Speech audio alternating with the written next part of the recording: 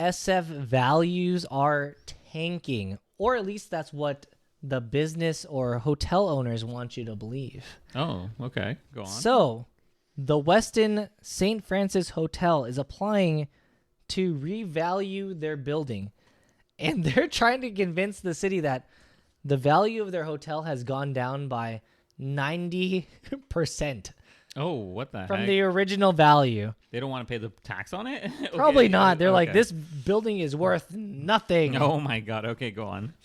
Could you guess how much the original hotel is valued at? Let's say 400 million.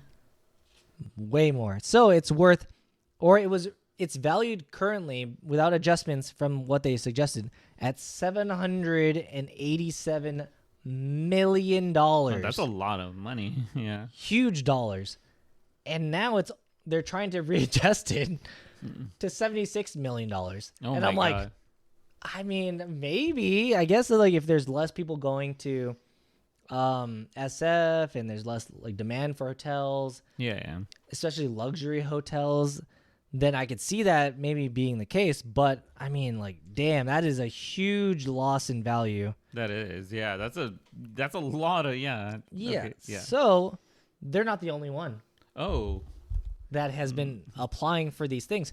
Many businesses, I think it's like over 500, 900, like a lot of hundreds of businesses are now applying for a reduction in valuation for their buildings because of the downturn in the SF location. Yeah. The Chase Center is applying for this. Oh, really? I know. That's crazy, actually, thinking about it. know. Okay. Chase Center valued in at $1.48 billion. Now they're saying that it's supposedly worth $638 million, 58% less.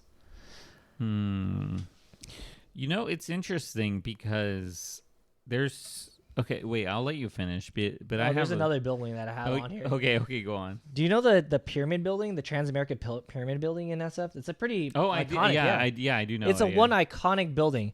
So they're saying that it's going from 485 million to now 227 million. So a 53% loss. That's wild. Let me just say that. That is wild. Because let's put this in perspective. The housing market for SF has not gone down that much. In terms, but it has gone down way more than the national average. So this could be its own topic, but if you're here, I'll give it to you for free. So, the value of SF homes has gone down by 16.7%. That's not close to the 50% that we're seeing with what you're saying with the office buildings. But go on. Yeah. So total real estate of SF was worth $2 trillion. And now they have lost $260 billion in value on homes. So in terms of value, like the businesses are claiming that they're losing much more value in the market than the average home buyer's value or homeowner's value, which has gone down 16%. Can you guess the percentage of downturn in home value across the nation? If SF is 16.7, what is 6%? Negative 6%. Yeah, 6%. Go on. You think that's it? Yeah. You're wrong. Okay, then what is it? 3.3% across the nation. I knew it wasn't that much. Because home values are still high. It is what Yeah, they have not come down, which is another. Unless you're going to SF, Yeah, then you're fine. this could be a whole separate topic, but Yeah.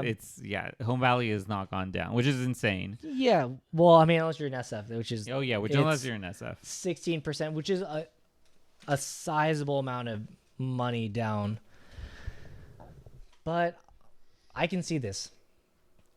65,000 people residents have left from the city. That's a lot of residents, to be honest, especially because SF is pretty small in relative. Yeah, but I mean, there's like millions of people that were there. But it used to be like it fluctuated in terms of like people coming into the city. But now there's a lot less coming into the city to work. Yeah, okay, so we cover San Francisco a good amount on this channel. Yeah. And if anything, if you like hearing San Francisco news or just local news, Bay Area news in general, consider subscribing, liking, or subscribing to this video. But we do cover San Francisco Bay Area news quite a bit here, and I have heard about this before. Lots of businesses closing, return to office still for majority of these businesses, so they don't really need the office space, which could be shown and seen in the reduction in value in some of these places, and also just other factors here, just the crime, the amount of usage of paraphernalia in open air places.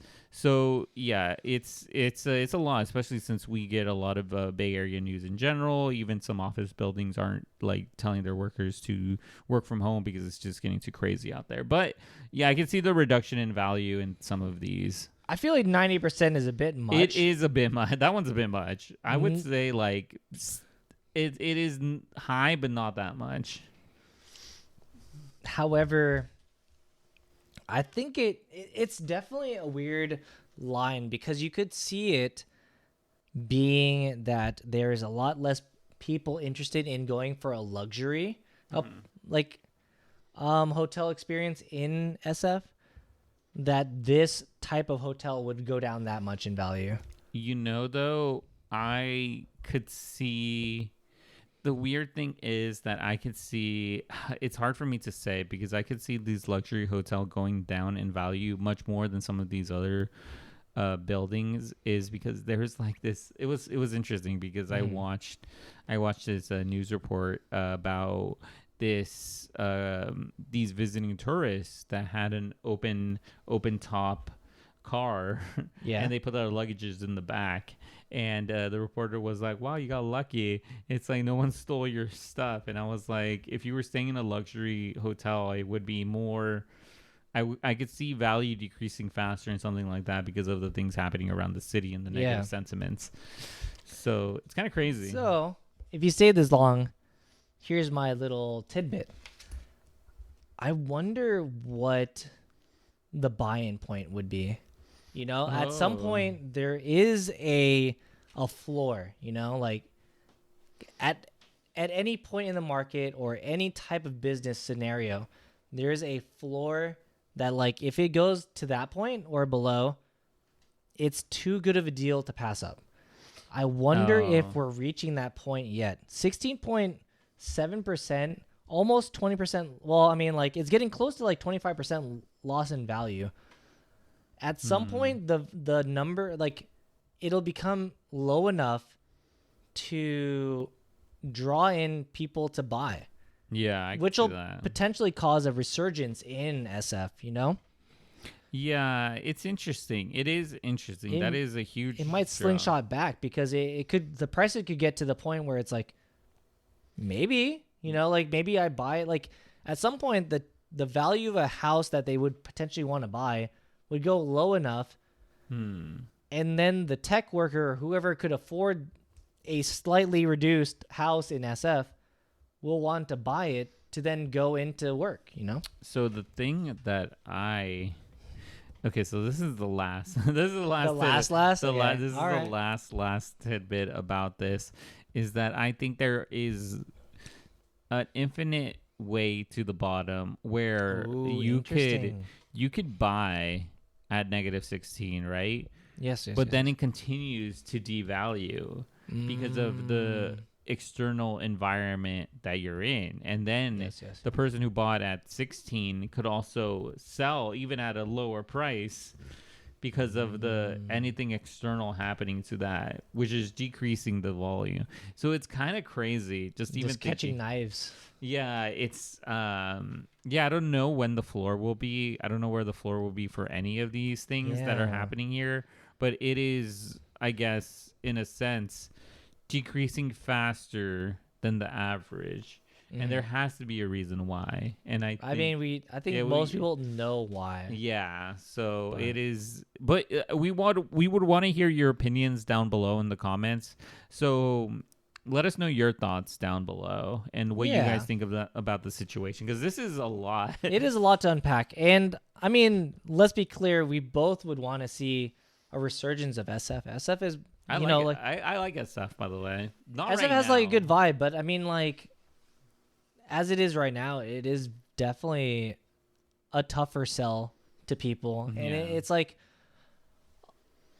I don't know. SF 10 years ago, SF 15 years ago. You just keep going back. Yeah. You know what? This SF, let's just go way back. Yeah, it's way better, way better back then. Okay. But yeah, those are just our final thoughts. Okay.